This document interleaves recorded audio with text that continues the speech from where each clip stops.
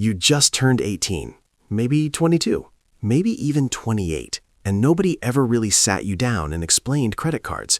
Your parents either swore they were the devil or they maxed out 3 of them and never talked about it. And now you're staring at a screen full of applications: Visa, MasterCard, Chase, Discover, all of them promising you rewards and cashback and no annual fee, and you have absolutely no idea which one is going to help you and which one is going to quietly destroy your financial life before you even realize what happened. Here's the wild part. Most people never think about their first credit card the way they should. They either avoid credit cards completely out of fear and actually hurt themselves financially, or they pick the wrong one, spend too much, and then spend the next 2 years digging out of a hole they didn't even see coming. But what if the right credit card, chosen correctly from the very beginning, could actually be one of the smartest financial moves you make in your 20s?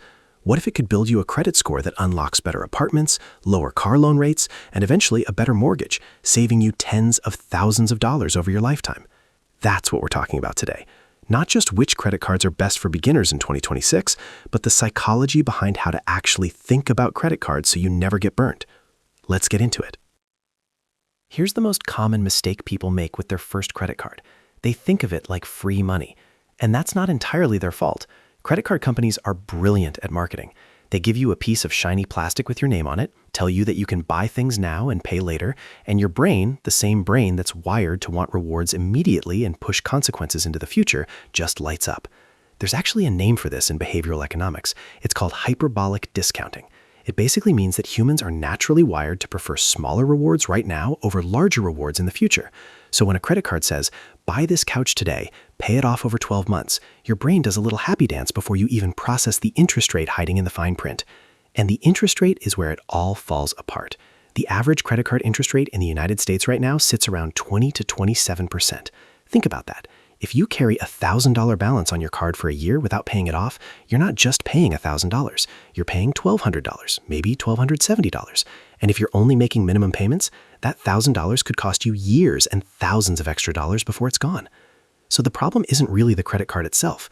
The problem is that nobody teaches people the rules of the game before they start playing. Let's fix that right now. Core explanation. First, let's talk about what a credit card actually is and what it isn't. A credit card is not a loan. It's not a savings account. Think of it more like a short-term bridge. The credit card company pays for your purchase today, and then you pay them back, ideally in full at the end of the month. If you do that consistently, you pay 0 interest. 0. And you actually get rewarded for spending money you were already going to spend. That's the secret that separates people who use credit cards to build wealth from people who use credit cards to dig holes. Now, for beginners, the first thing you need to understand is your credit score. Think of your credit score like a financial GPA. It's a number between 300 and 850, and it tells lenders how trustworthy you are with borrowed money. The higher it is, the better deals you get on everything. Interest rates, insurance, even some job applications check it. And the most important thing that builds your credit score early on, having a credit card, using it responsibly, and paying it off on time. This is exactly why avoiding credit cards completely is actually a financial mistake for most young Americans. No credit card means no credit history. No credit history means lenders have no idea who you are. And when they don't know who you are, they charge you more, or they don't lend to you at all. So getting the right starter credit card is genuinely important. The question is which one? Here are the best credit cards for beginners in the US in 2026, and more importantly, why each one makes sense. Card 1, Discover It Student Cashback. If you're a student or you're just starting out with no credit history, this is one of the most beginner-friendly cards you'll find. Discover is known for being unusually transparent. No annual fee, no foreign transaction fee, and they have a feature called the cashback match, where they literally match every dollar of cashback you earn in your entire first year. So if you earn $50 in cashback, they give you another $50. It's free money on top of free money, just for using it normally. But here's the psychological thing I want you to notice. The rotating 5% cashback categories, things like gas stations, grocery stores, Amazon, are designed to get you to spend in those categories. That's not a problem if you're already spending money there, but don't spend extra just to chase the reward. That's the trap. Use it for purchases you were already going to make. Card 2, Chase Freedom Rise. Chase is one of the biggest names in credit cards, and the Freedom Rise was built specifically for people who are new to credit. This one is interesting because it comes with a flat 1.5% cashback on everything. No rotating categories, no thinking required. You just use the card and you earn a little back on every dollar. There's also a path built in to upgrade to better Chase cards down the road, like the Chase Freedom Unlimited or even the Sapphire cards, which is important. Think of your starter card not just as a card, but as the beginning of a relationship with a bank that can unlock much better rewards as your credit score grows. Psychologically, simplicity is underrated. When rewards are complicated, people either over-optimize or give up entirely. A flat rate card removes that decision fatigue. Card 3, Capital One Platinum Secured Credit Card. Now, if you have no credit history at all, or even some negative history, a secured credit card is often the smartest move. Here's how it works. You deposit a small amount of money, usually $200, and that deposit becomes your credit limit. You're essentially using your own money as a safety net. The Capital One Platinum Secured is particularly good because Capital One regularly reviews your account and can upgrade you to an unsecured card, meaning you get your deposit back faster than many competitors. It reports to all 3 major credit bureaus, which means every on-time payment is building your credit score in real time. Think of a secured card like training wheels. It's not glamorous, but it gets you riding, and once you've got your balance and your score, you take them off and graduate to something better. Card 4, Bank of America Customized Cash Rewards Credit Card for Students. This one's worth mentioning because of the flexibility it gives you. You choose your highest cashback category, whether that's online shopping, gas, dining, or travel, and you get 3% back in that category. For a student or young professional who has one big consistent spending habit, this is genuinely powerful. The customization also does something interesting psychologically. It makes you think about your spending patterns. Where is most of my money going? That moment of reflection, even just once when you're setting up the card, starts building financial awareness, which is honestly more valuable than the cashback itself. Here's the deeper idea I want you to sit with. Most people think credit card rewards are the main benefit of having a credit card.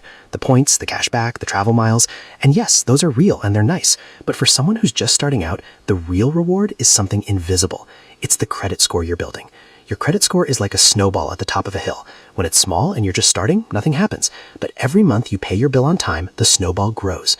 And once that snowball gets moving, once your score crosses into the 700s, the 750s, the 800s, the advantages start to compound in ways that are hard to even calculate. Lower interest rates on car loans, better terms on your first apartment, and one day when you're buying a house, the difference between a 640 credit score and a 760 credit score on a 30-year mortgage could literally mean paying $100,000 less over the life of the loan. Not a typo, $100,000, all because you paid your credit card bill on time in your 20s. That's not a reward, that's a superpower. And here's the other psychological thing worth understanding. The hardest part of using a credit card responsibly is not the knowledge. You now know to pay it off in full every month. You know not to spend more than you earn. That part is simple. The hard part is behavior. It's doing the boring, undramatic thing every single month, even when money is tight, even when life gets stressful, even when you really want to just pay the minimum and deal with it later. This is where most people slip, not from ignorance, from emotion. So one practical trick that psychologists and financial advisors both recommend, set up autopay. Not autopay for the minimum payment, autopay for the full balance. Let the system handle the behavior so your emotions don't get a vote. Your future self will thank you in ways that compound silently for decades. Practical takeaway. All right, let's bring this home. Here's exactly what you should do if you're a beginner picking your first credit card in 2026. Step 1, be honest about where you are. Do you have zero credit history? Start with the Discover It Student or Capital One Secured. Don't apply for cards above your level. Getting rejected actually hurts your credit score slightly, and more importantly, it hurts your momentum. Step 2, pick simplicity over complexity. Don't chase complicated reward structures as a beginner. A flat cashback card or a student card with one clear category is better than a point system you'll never fully understand or use correctly. Step 3, set up autopay for the full balance from day one. Make it automatic. Make it boring. Boring is how you win in personal finance. Step 4, use the card for regular spending, groceries, gas, a subscription or two, and then pretend you don't have it. Don't let having a credit card change your spending habits. The goal is to earn rewards on money you are already going to spend, not to spend more money to earn rewards. Step 5, check your credit score once a month. Most credit cards now show you your score for free right in the app. Watch it grow. Let that progress motivate you to keep going. This is one of the few places in personal finance where watching numbers go up actually helps your behavior instead of tempting you to do something risky. Here's the thought I want to leave you with. A credit card is just a tool. Like any tool, it can build something or it can destroy something depending on how you use it. A hammer builds houses and breaks windows. A credit card builds wealth and destroys it. And the only difference is whether you're in control of it or it's in control of you.